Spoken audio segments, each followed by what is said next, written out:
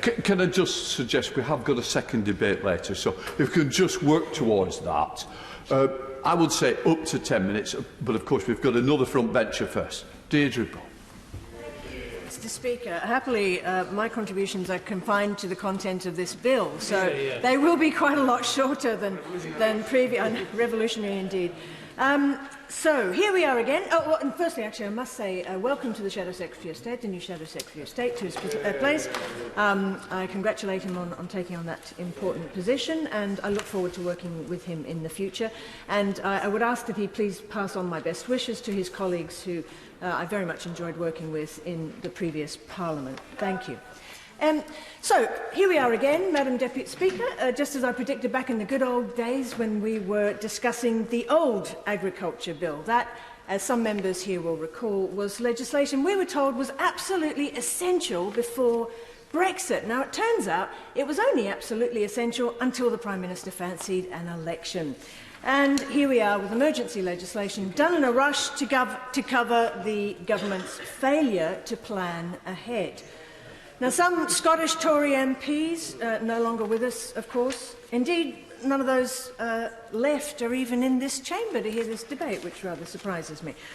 But they said at the time that all Scotland needed was a schedule on the back of that essentially English bill, because that would ensure continuity for Scotland without us Scots having to bother our pretty little heads about it. But here we are, though, with the UK Agriculture Bill shelved and having to restart. This panicked legislation needed to allow payments to keep farms and crofts running, and UK agriculture policy, frankly, down the pan. 3.5 years of planning for Brexit, and the government is still in chaos without a single clue about what's going on. Now, the Scottish Parliament, by the way, has an agriculture bill making its way through the process in a steady, measured and orderly fashion, the kind of thing that can only be dreamed of here. Anyway, in the interests of keeping farmers and crofters in business and seeking to ensure that some food continues to be produced, that being the point, I would argue, of most agriculture, Scotland's Parliament has agreed to allow legislative consent for this bill. Sensible politics. This bill needs to get through to safeguard livelihoods and food supplies, and that necessity really should give the government pause for thought as we trundle on towards the next attempt to get an agriculture bill through. What is the purpose of agriculture support? Is it food production or is it something else? Well, since we won't be opposing this bill, as I mentioned, I'm keeping my remarks short and confined to its substance, but I will lay down a marker or two. The convergence money that was swiped from Scottish farmers, and I will point out to the Secretary of State that was not simply a matter of perception, that was theft, plain and simple. That money was to be returned under the Bew recommendation. It should still be paid to the Scottish farmers, and I will continue to pursue that.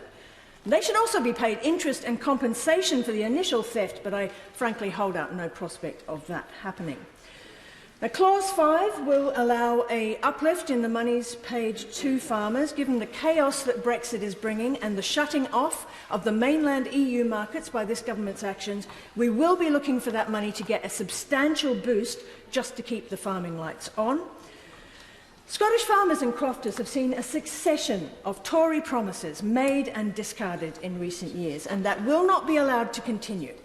For the short period of time before the forthcoming independence referendum, SNP MPs will stay on this government's case, and we will continue to press for the needs of Scotland's farmers and crofters to be addressed. And my colleague addressed one of those points at PMQs last week, the need for seasonal workers, showing the benefits to Angus of electing an SNP MP willing to put in a full shift once again. We will be back over and over again. Now, there will be questions to be raised on farm payments, as in this bill, but also on the other issues around agriculture that Brexit threatens. Yes, of course. Lady, for giving way. And of course, it has to be borne in mind that for crofters and farmers, the big uncertainty will be the autumn markets.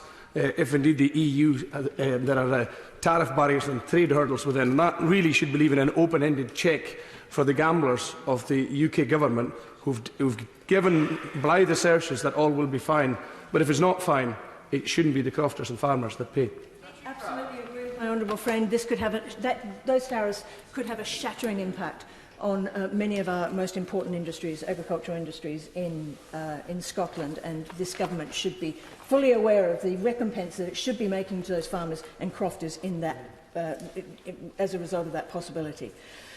So, as I say, there are questions to be raised on farm payments, as in this bill, but as I say, also on the other issues around agriculture that Brexit threatens: the import of fertilisers and other crop treatment products, the import of animal feed, the export of the high-quality produce that we create in Scotland, the protection of the domestic market, which has been raised, from poor-quality US produce, maintaining sanitary and phytosanitary standards, and protection from GM incursions.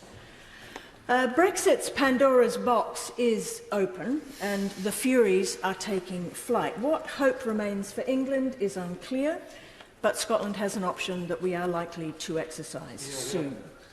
In the meantime, let us pass this bill, let us legislate in haste and amend at leisure. Let us get on with the business of keeping farmers and crofters in business, at least for the next wee while, and let us see if we can get to the other business in good time to avoid another round of disaster legislation. Edward Timps.